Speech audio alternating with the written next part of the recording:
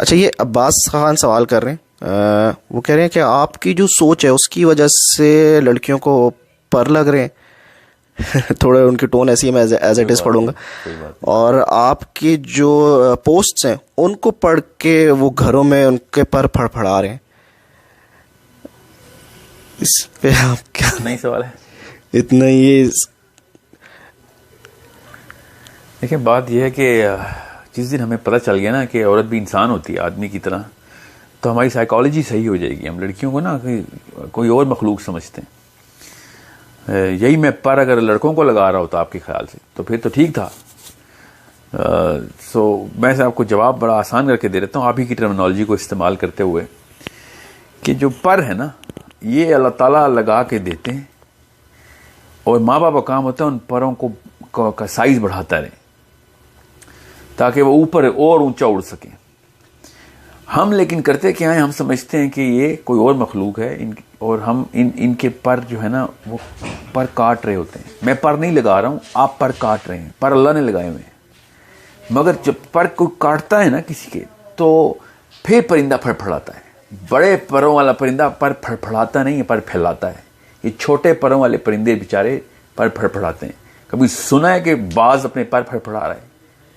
ये आप जिस दिन आपको पता चलेगा ना कि अल्लाह ताला ने कितने बड़े काम लेने के लिए इंसान को पैदा किया था, तब आपको पता चलेगा कि आपके साथ आपने ज्यादती कर दी अपनी बच्चियों के साथ।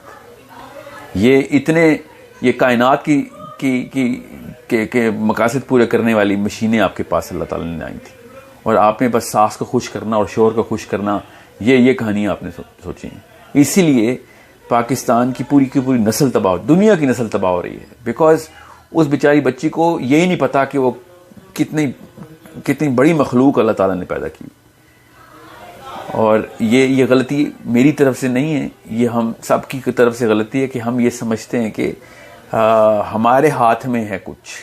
ये रिएक्शन जो आ रहा है ना ख़वातीन का, ये इटसेल्फ एक सबूत है कि एक बड़ा अलार्म बज रहा है उनके अंदर कि इतनी बड़ी हस्ती को हमने छोटे से छोटा करके दड़बे में बंद करने की कोशिश की। मैं लड़कियों के बेपर्दगी के हक में नहीं हूं, मैं लड़कियों की सोच के ख़त्म होने के खिलाफ हूं। इस्लाम में हर जगह आप पढ़ के देख लें, मुझे बताएं अल्लाह ताला ने कब अकल के ऊपर पर्दा करने का हुक्म दिया औरत को। बहुत ज़रूरी बात है आपको पता हो कि हम सोचने नहीं दे रहे बच्ची को, और वो इसीलिए कमज़ोर तरीन माँ बन रही है। उम्मत का मसला ना अहल बाप और कमज़ोर माँ है। लड़का अहलियत नहीं ले रहा और लड़की ताकत नहीं ले रही। ये दोनों कौन देता है? ये माँ बाप ही देते हैं। सो इसको बहुत इत्मीनान और ध्यान से समझिए, और लोगों की बच्चियों को भी अपनी बेटियों की तरह ही ट्रीट करें, तब आपको पता चलेगा। जो नाज नखरे अपनी बेटियों के लिए उठाते हैं ना, ये बाकी की लड़कियां भी उसी तरीके से लोगों की बच्चियां ही हैं, उतनी ही अजीज हैं हम सबको, और ऐसे ही होनी चाहिए। पता नहीं क्यों हमने समझ लिया कि कमोडिटी हमारे इस्तेमाल और प्लेजर के लिए अल्लाह ने नाउज़ुबिल्लाह पैदा किए। अपने जहन में खतीजा अल कुबरा और फातिमा ज़हरा और आयशा सिद्दीक़ा के नाम रखा करें, तब लड़कियों के बारे में बात करने की जरूरत किया करें। ये बेहद ज़रूरी है कि हमें पता हो कि कितनी अजीम हस्तियां जो है ना, इनके एहसानों तले दबी भी है उम्मत इस वक्त। एक हज़रत आयशा को निकाल दूं ना, तो आधे से ज़्यादा इल्म गिर जाता है उम्मत का। वो अगर इस तरह सोचते ना, तो हो जाता हमारा पूरी की पूरी मुसलमान उम्मत का काम कि जी नहीं, मैंने सोचना नहीं और मैंने अमल में नहीं लेके आना पूरे इल्म को। सो अंडरस्टैंड कितना बड़ा परिंदा हमें मिल चुका है, और हम रोज़ उसको बस पर काटते रहते हैं कि किस तरीके से ये कुछ कर ना बैठे कहीं। अच्छा, इसी से वैसे एक दूसरा सवाल आता है कि हम देख रहे हैं कि दो एक्सट्रीम्स जा रही हैं। एक वो हैं जो बहुत ज़्यादा उनको घर में बंद कर दिया गया, ठीक है, मर्दों ने की है, जिस माशरे ने की है। फिर एक वो है, इसके रिटेलिएशन है या जो भी वजह है, फिर वो बहुत ज़्यादा ओपन और बहुत ज़्यादा आज़ाद और बहुत इंडिपेंडेंट इनकी रिटेलिएशन में, जिसकी वजह से वो शायद दीन की भी बहुत। देखिए, वो एक सोशल कल्चरल कॉन्स्ट्रक्ट है आज़ादी और बेराहरवी। ये रिएक्शन है। वो हमें सही बताऊं, अल्लाह ना करे ऐसे हो, मगर एक दो नस्लों में हमें ना ये वाली कुर्बानी भी शायद देनी पड़ जाए। मगर ये वाला मामला जो सोच को काबू करने का मामला ना, उसको पस करने का, ये ज्यादा बड़ा गुनाह है। ये पूरी के पूरे 50-60 नस्लों को तबाह कर रहे हैं हम। एक नस्ल को पर्दा पूरा कराने के लिए बाकी की सारी नस्ल गुलाम कर दी भी हमने। गुलाम गुलाम पे गुलाम पैदा हो रहे हैं। क्यों? इसलिए क्योंकि सोचने नहीं देना किसी को। मुझे पता है कि आप जो क्या कह रहे हैं, मुझे भी पता है किस लेवल के ऊपर रिएक्शन आ रहे हैं खवातीन के। वो रिएक्शन के हक में मैं भी नहीं हूं, मगर वो रिएक्शन पता क्यों आ रहे हैं? क्योंकि हमने जिस जगह पे ताला लगाने की कोशिश की है ना, वो ताला उनकी सोच के ऊपर भी लग रहा है। तो ये कोई भी इंसान, ये बल्कि उनके इंसान होने की सबसे बड़ी दलील है, उनके अजीम होने की सबसे बड़ी दलील है कि वो वाले जो कफस है ना, वो उनसे बर्दाश्त नहीं हो रहा। आपसे भी नहीं होना था, आप मर्दों से भी नहीं बर्दाश्त होना वो कफस। सोच के ऊपर पहरे मत लगाएं, सवाल पूछने दें उनको जवाब अगर आप नहीं दे सकते तो फिर आपकी नाअहली है।